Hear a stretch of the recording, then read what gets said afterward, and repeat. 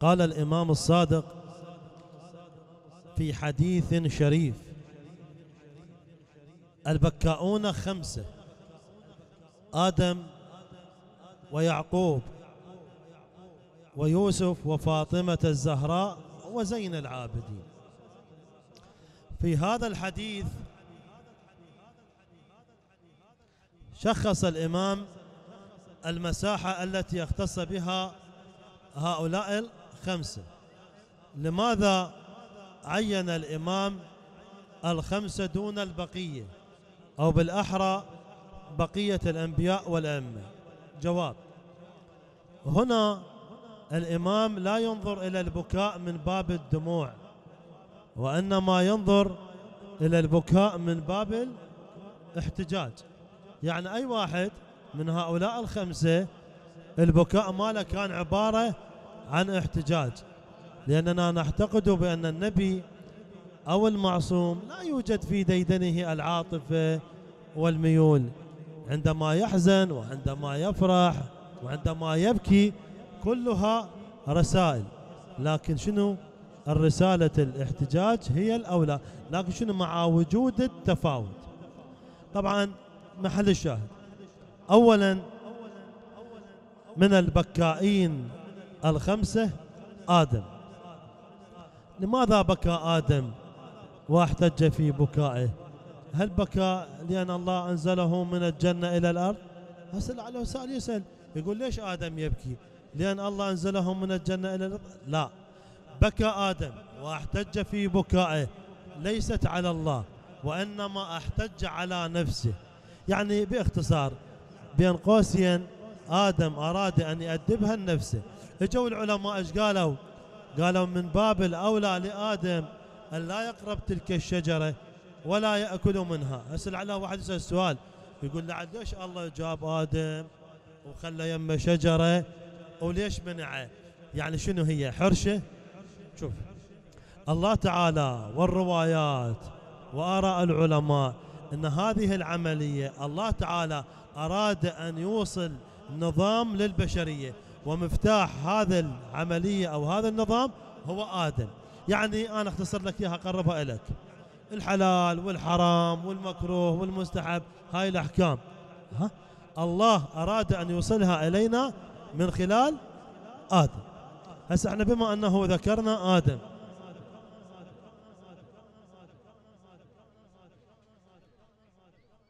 بما أنه ذكرنا آدم أكو هنالك رأي. البعض يعتقد بأن آدم هو أول مخلوق على وجه الأرض. لا، آدم مو أول، وإنما آدم أول نبي. شلون؟ أنا أقول لك. الله تعالى عندما خلق آدم صار اعتراض من الملائكة، والدليل في القرآن قالوا مضمون الآية: أتجعل فيها من يفسد في الأرض ويفسك الدماء. أصحاب الاختصاص والتحقيق قالوا باعتبار كانت هنالك مخلوقات قبل آدم، وهاي المخلوقات كانت ديدنها القتل وسفك الدماء، فهذا هو هاجس الخوف عند الملائكة. حتى أنه ترى أكو رأي يعني أنه آدم لما أراد أن يزوج ولده، أكو رأي يعني مدرسة الجمهور يقولون بأن حواء جابت بطنين وكل بطن ذكر وأنثى، وآدم زوج هاي البطن من هاي البطن. هذا مو صحيح، هذا زنا في المحارم لا يؤخذ به. لكن عندنا رواية يعني ما مضمونها: المفضل الجعفي يدخل على الإمام الصادق قال له: هل خلق أبونا آدم فقط؟ قال له: خلق قبل أبينا آدم 1000 آدم، وقبل عالمنا هذا 1000 عالم. بس أصحاب التخيل شو يقولون؟ يقولون بأن آدم راح لغير قارات فجاب نساء الولدة وزوجها. هذا رأي. فمحل الشاهد بعد من البكائين 5 يعقوب. لماذا بكى يعقوب واحتج في بكائه؟ هل بكى على ولده يوسف؟ طبعا هذا البكاء الظاهري، لكن ليس البكاء الذي أشار إليه الإمام الصادق في الحديث، وإنما يعقوب قد ترك الأولى. شنو هذا الأولى؟ الرواية شو تقول؟ تقول كانوا بنو إسرائيل تحديدا بنو يعقوب يعني في يوم الجمعة عندهم طبخ وكانوا ذابحين خروف. هسه مر السائل، لما مر السائل شم رائحة الشواء، طرق الباب، انطوني، ما انطوه. هسه ما انطوه بسبب بغير سبب، المهم ما انطوه. لما دار وجهه وراح نزل الوحي: استعدوا للبلاء يا آل يعقوب، فأخذت البلاءات تترى على آل يعقوب. هسه واحدة من تلك البلاءات غياب يوسف عن أبيه وافتراء أخوة يوسف على أخيهم يوسف. والدليل القرآن شو يقول؟ إن يسرق فقد سرق أخ له من قبل، أي بمعنى إذا هذا أخونا سارق، ترى هم كان عندنا واحد قبله سارق، أي بمعنى شو يقصدون؟ يقصدون يوسف. طبعا السرقة لها مصادق كثيرة، أي بمعنى قد سرق منا حب أبينا. هسه يعني اليوم خلينا نقول في 90% من المسلمين شافوا مسلسل يوسف. طبعا هذا المسلسل اكو به بعض الاشكالات على هذا المسلسل. يعني انت شايف لك نبي يخلي مرته تتخطى بين الرجال؟ هذا لا يوجد في ديدن الانبياء.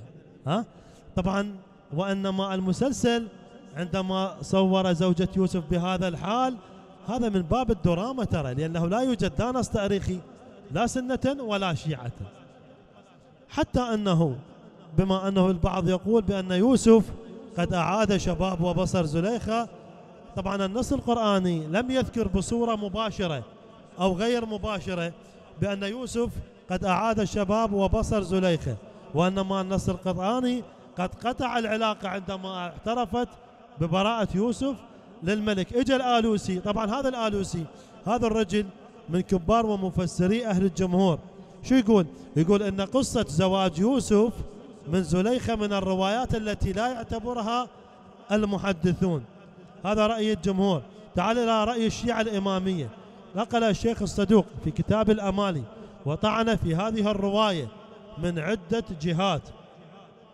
طبعا هذا نقل الرواية عن وهب ابن منبه. وهب ابن منبه قالوا بحق علماء الرجال منهم الكشي والطوسي والحلي اتهموه بالوضع والكذب. طبعا الطوسي نقل هذه الرواية عن عباد ابن يعقوب. عباد ابن يعقوب من عامة المذهب، نقلها في كتاب الغيبة. يعني النتيجة ان كل علماء الشيعة في قصة زواج يوسف من زليخة ترجع بالأصل إلمن؟ إلى رواية وهب ابن منبه. وهب ابن منبه ايش بيه؟ قد ضعفه أو قد طعن فيه علماء الرجال. فمحل الشاهد بعد من البكائين الخمسة يوسف، هل بكى يوسف على فراق أبيه؟ نعم، هذا البكاء الظاهري، لكن ليس البكاء الذي أشار إليه الإمام الصادق في الحديث. نعم، أن يوسف كان يبكي توثيقا واحتجاجا على ما فعلوا أخوته، ليست به وإنما بأنفسهم، لأن أخوة يوسف كانوا منحرفين وكان انحرافهم عقائدي. والدليل القرآن يقول على لسانهم إن أبانا لفي ضلال مبين. نبي ضال لعد عامة الناس، شلون إذا نبي ضال؟ طبعا أحد أصحاب الاختصاص والتفسير يقول لا، هم ما كانوا يعتقدون بأن أبوهم ضال عقائديا، وإنما قد أبوهم قد غيب عليهم الطريق وأخذ يوسف. البعض شو يقول؟ يقول لا، بأنهم كانوا يعتقدون بأن أباهم منحرف وانحرافه كان عقائديا. هسه لعله واحد يسأل يقول يعني وإذا يبكي على أبوه؟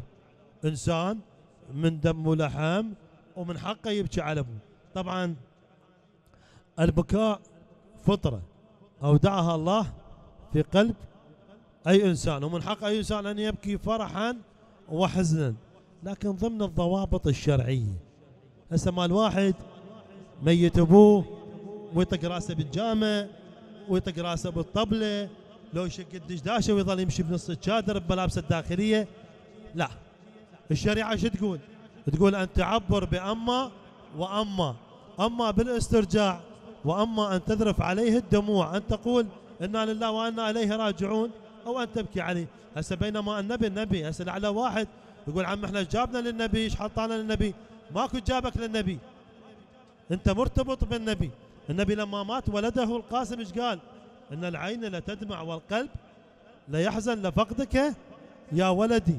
اخذ النبي واهال عليه التراب ودفنه وعلى حسب الرسول. هسه احنا اليوم العزاء اللي عندنا وفق اي منظار، فواتحنا وفق اي منظار، ودعتك صار عباره عن استعراض. انت ما شايف؟ والله آل فلان ذبحوا كذا عجل، لازم انا اذبح اكثر من عندهم. ها؟ اليوم انت في حاله عزاء، اليوم اللي يجي يعزيني مو ياكل عندي. انت تدري انه الاكل عند اهل المصاب شنو؟ اليوم بالشريعه الاسلاميه تقول الاكل عند اهل المصاب مكروه. لا، المعصوم شو يقول؟ ما مضمونه، يقول الاكل عند اهل المصاب عمل من اعمال اهل الجاهليه. يعني انت جاي تطبق عمل اعمال اهل الجاهليه. انت بكان ما تذبح لك عجل وخمس خرفان، الميت مطلوب صوم وصلاه بقد شواربه، تصدق له، ادفع له ردود مظالم، ادفع له صوم، ادفع له صلاه. انت تلاحظ هاي الظاهره اللي عندنا. اول ما مات البشر، اول ما ماتوا ودفنوه قالوا رحم الله والدين يصلي له صلاه الوحشه. اكو شيء اهم من صلاه الوحشه. النبي تدري شو يقول؟ ما مضمونه، يقول ارفعوا عن امواتكم بالصدقه. احنا نركض للصلاه، هي اذا انفقدت الصدقه، اذا صدقه ما موجوده عندك صلي له صلاه الوحشه. الصدقه اهم من صلاه الوحشه. احنا رحم الله والدين يصلي صلاه الوحشه وملتهين نحط صور ونحط عمي يدفعوا له صدقه، ردود مظالم. نعم الناس مطلوبه صوم، مطلوبه صلاه، ماكو واحد هسه نادره. فمحل الشاهد بعد من البكائين الخمسه فاطمه سلام الله عليها. هل كان بكاء فاطمه من اجل فدك؟ لا، وانما كان بكاء فاطمه توثيقا واحتجاجا على ما فعلوا به.